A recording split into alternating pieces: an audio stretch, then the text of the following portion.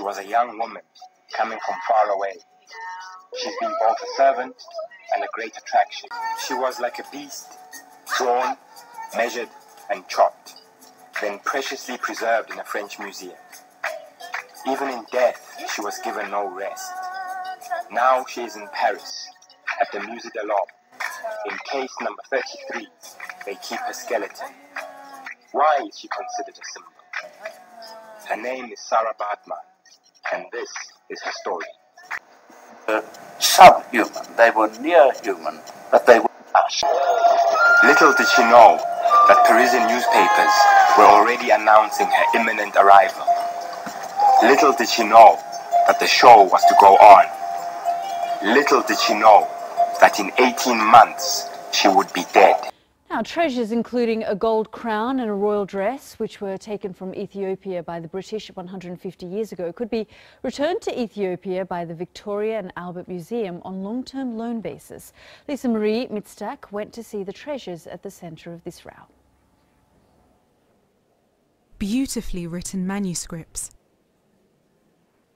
a meticulously crafted golden crown, silver jewellery. These are some of the items that were plundered in Ethiopia during the Battle of Magdala in April 1868. The royal and religious treasures were taken when a British expeditionary force laid siege to the mountain fortress of Emperor Tewodros II in what was then Abyssinia. This was in response to the emperor's imprisonment of Europeans.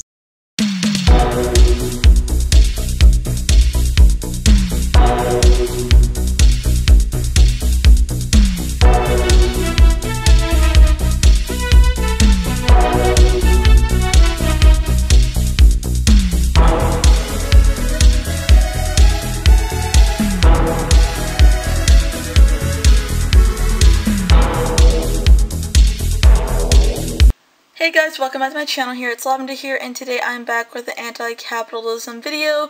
Today I wanted to do a opinion on why I think stolen looted artifacts should be returned, you know, deep dive into this, and Sarah Baartman and more. So let's get started into this video. So yeah, so I have put together 3 categories in my personal opinion as to why, you know, stolen artifacts should be given back to their original area where they were from originally, and these are the 3. And I'll deep dive into them in a second. So here we go. So these are in no order, by the way, but number 1, it is morally correct and reflects basic property laws that stolen or looted items or property should be returned to its rightful owner. Wherever the stolen looted artifacts originally came from is where they should go back to. Cultural objects obviously belong together with the cultures that created them. They play a crucial role in that place's culture and history altogether, etc. The second category is stop normalizing and looting of stolen artifacts by the means of colonization. The same colonizers who stole the art and all the artifacts in one country are the same, you know, people that said that people of color were subhumans and how they were not really humans, and how the colonizers enslaved people of color and genocide people of color based on the race of their skin. Why do they deserve to have the stolen goods and the stolen artifacts after bashing people's race, but yet, you know, profiting off of, you know, their work? Like, they hate people of color, but they love their work because it makes them money? Not only that, but the same people who have done imperialism, you know, violence all over the globe. And the third example I have is capitalism plays a huge role in this. Again, putting profits over anything else, you know? So let's get started into the deep dives of this, okay? So back to, again, it's morally correct. So an example of this would be like the Easter Island head. The Easter Elder Native Islanders called for the return of the statue from the British Museum. They said, this is a quote from one of them who lived there, "This is no rock," quoted by Carlos Jimenez. the president of the Council of Elders, a 4-ton lava rock sculpture carved by the ancient inhabitants of the island of Easter Island that has been kept in the British Museum for the last century and a half. It embodies the spirit of an ancestor, almost like a grandfather. This is what we want to return to our island. It's not just a statue, it's part of our culture. And I agree, the stone art is a part of their, native culture and history. And it has a lot of historical meaningness to them, and yeah. The second category, stop normalization, looting, and stolen artifacts by the means of colonization. So, a huge example of this racism is what I'm talking about. This actually happened. Her fucking body was displayed in a museum for everyone to see, which is extremely humiliating and wrong.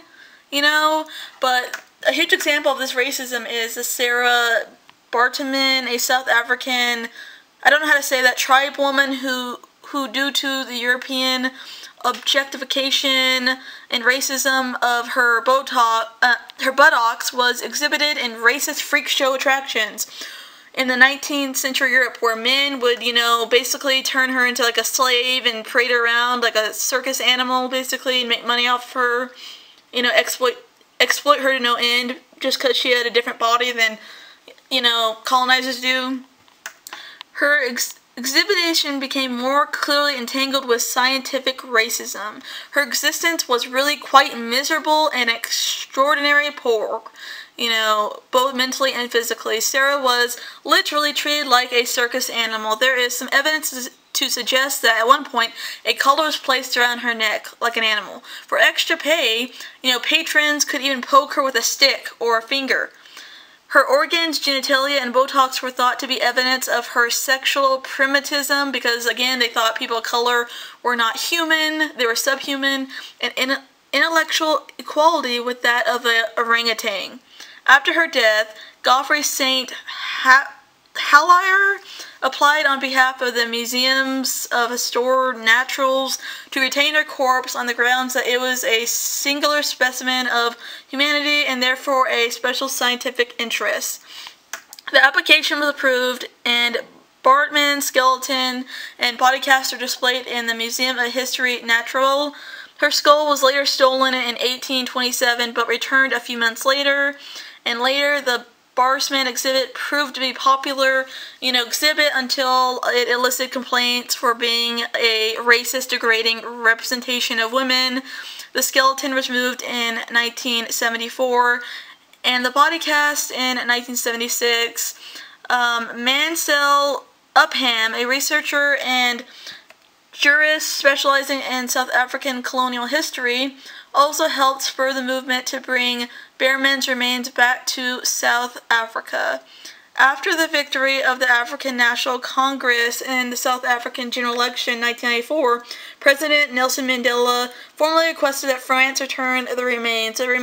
France agreed to the request, and on March 6, 2002, her remains were brought back to her homeland, the Gamatos Valley, on May 6, 2002, and they were buried on the 9th of August 2002 on Vandergershop on a hill in the town of Hankie over 200 years after her birth.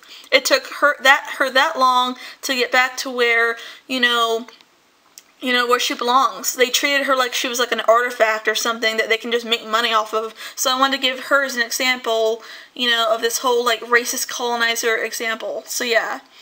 And here are some imperialist examples. Here is some imperialist examples of stolen art or whatever, of like, for example, Queen Victoria. I can't read all this because I can't really pronounce everything all good, so I'm just going to put an article piece right here. I'll give all the credit and sources in the description down below, so check that out. Queen Victoria went as far as to have a purposely built exhibit made for such objects stolen in violent dethronements of rival monarchies, and just like looting countries altogether. The Battle of Mandela is another example of brutal colonization. Ethiopia wants a lock of hair artifact that is considered a national treasure back in Ethiopia. British forces, they looted the country. They left with manuscripts, crowns, crosses, shields, religious icons, and royal and stagnant vestments, shields, and arms were some of the stuff taken from this battle that the British won. It was cut from the head of the Emperor Teudes II, who killed himself rather than be taken prisoner by the British during their 1868 invasion of Ethiopia. His 7-year-old son, Prince Aldimin, was taken to the UK along with all the other looted treasures from the country. His remains are kept in the Windsor Castle despite campaigns for the return back to Ethiopia. Strands of emperor's hair were given to the National Army Museum in London 60 years ago. The National Army Museum has now agreed to return the artifact, but says they're not going to return any other artifact besides the hair that has any African origin. France has also agreed to return 26 thrones and statues taken in the colonial era. And again, the third reason, capitalism plays a huge role in this. Again, putting profits over anything else. For example, the British Museum has been named the UK's most popular tourist attraction with 5.9 million visitors last year in 2019 and 2020. In 2019 and 2020, emissions and the income of the British Museum amounted to about 4.3 million British pounds. Museums with international artifact collections are usually located in places that are expensive to visit, such as Europe or the United States, and therefore, isn't somewhere where, most of the world can go to see their art, their, cultural art. Tourists who visit these foreign museums to see their own cultural history. There are people out here who, work in sweatshops, who only make $5 an hour. Sometimes they can't even go to see their own history to learn about their culture because they don't have enough money to fill the pockets of the colonizer capitalist pigs. I just think it's so funny that they would remove the slave-owning founder's bust, but yet they still will not give up any of the looted, stolen artifacts that they have. That doesn't make them look better. It makes them look like even bigger colonizers. So if you guys like this video, don't forget to comment, like, and subscribe. All the credit and sources will be in the description down below. So bye guys, see you next video.